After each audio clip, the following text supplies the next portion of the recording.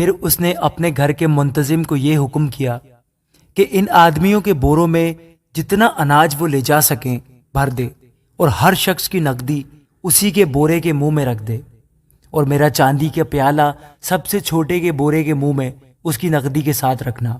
چنانچہ اس نے یوسف کے فرمانے کے مطابق عمل کیا۔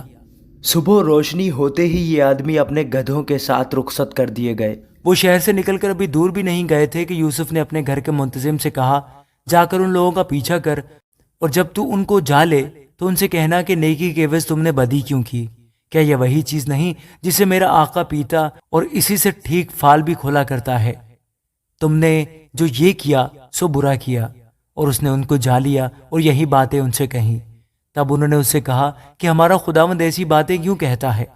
خدا نہ کرے کہ تیرے خادم ایسا کام کریں۔ بھلا جو نقدی ہم کو اپنے منہ کے بوروں میں ملی اسے تو ہم ملک کنعان سے تیرے پاس واپس لے آئے، پھر تیرے آقا کے گھر سے چاندی یا سونا کیوں کر چرا سکتے ہیں؟ سو تیرے خادموں میں سے جس کسی کے پاس وہ نکلے وہ مار دیا جائے، اور ہم بھی اپنے خداوند کے غلام ہو جائیں گے۔ اس نے کہا کہ تمہارا ہی کہنا صحیح، جس کے پاس وہ نکل آئے وہ میرا غلام ہوگا اور تم بے گناہ ٹھہرو گے۔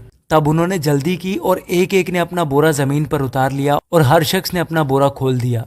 سو وہ ڈھونڈنے لگا اور سب سے بڑے سے شروع کر کے سب سے چھوٹے پر تلاشی ختم کی، اور پیالہ بنیامین کے بورے میں ملا۔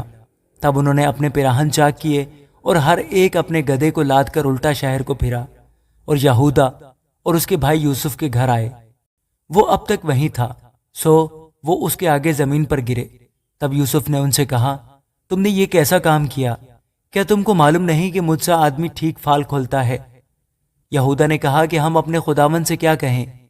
ہم کیا بات کریں یا کیوں کر اپنے کو بری ٹھہرائیں؟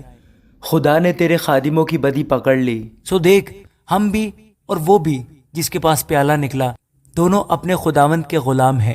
اس نے کہا، خدا نہ کرے کہ میں ایسا کروں، جس شخص کے پاس یہ پیالہ نکلا وہی میرا غلام ہوگا، اور تم اپنے باپ کے پاس سلامت چلے جاؤ۔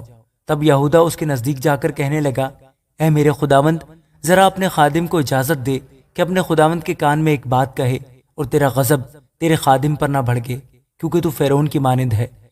میرے خداوند نے اپنے خادموں سے سوال کیا تھا کہ تمہارا باپ یا تمہارا بھائی ہے؟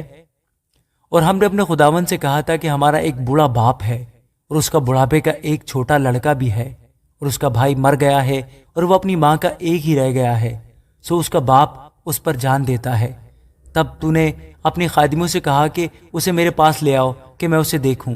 ہم نے اپنے خداوند کو بتایا کہ وہ لڑکا اپنے باپ کو چھوڑ نہیں سکتا، کیونکہ اگر وہ اپنے باپ کو چھوڑے تو اس کا باپ مر جائے گا۔ پھر تو نے اپنے خادموں سے کہا کہ جب تک تمہارا چھوٹا بھائی تمہارے ساتھ نہ آئے تم پھر میرا منہ نہ دیکھو گے۔ اور یوں ہوا کہ جب ہم اپنے باپ کے پاس جو تیرا خادم ہے پہنچے تو ہم نے اپنے خداوند کی باتیں اس سے کہیں۔ ہمارے باپ نے کہا کہ پھر جا کر ہمارے لیے کچھ اناج مول لے آؤ۔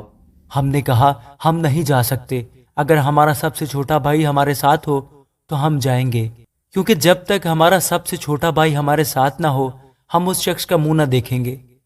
اور تیرے خادم میرے باپ نے مجھ سے کہا، تم جانتے ہو کہ میری بیوی کے مجھ سے 2 بیٹے ہوئے، ایک تو مجھے چھوڑ ہی گیا اور میں نے خیال کیا کہ وہ ضرور پھاڑ ڈالا گیا ہوگا، اور میں نے اسے اس وقت سے پھر نہیں دیکھا۔ اب اگر تم اس کو بھی میرے پاس سے لے جاؤ اور اس پر کوئی آفت آ پڑے تو تم میرے سفید بالوں کو غم کے ساتھ قبر میں اتارو گے۔ سو اب اگر میں تیرے خادم اپنے باپ کے پاس جاؤں اور یہ لڑکا ہمارے ساتھ نہ ہو تو چونکہ اس کی جان اس لڑکے کی جان کے ساتھ وابستہ ہے، وہ یہ دیکھ کر کہ لڑکا نہیں آیا مر جائے گا، اور تیرے خادم اپنے باپ کے جو تیرا خادم ہے سفید بالوں کو غم کے ساتھ قبر میں اتاریں گے۔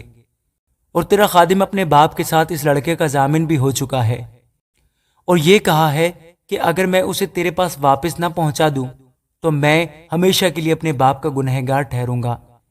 اس لیے اب تیرے خادم کو اجازت ہو کہ وہ اس لڑکے کے بدلے اپنے خداوند کا غلام ہو کر رہ جائے، اور یہ لڑکا اپنے بھائیوں کے ساتھ چلا جائے، کیونکہ لڑکے کے بغیر میں کیا منہ لے کر اپنے باپ کے پاس جاؤں؟ کہیں ایسا نہ ہو کہ مجھے وہ مصیبت دیکھنی پڑے جو ایسے حال میں میرے باپ پر آئے گی۔ آمین۔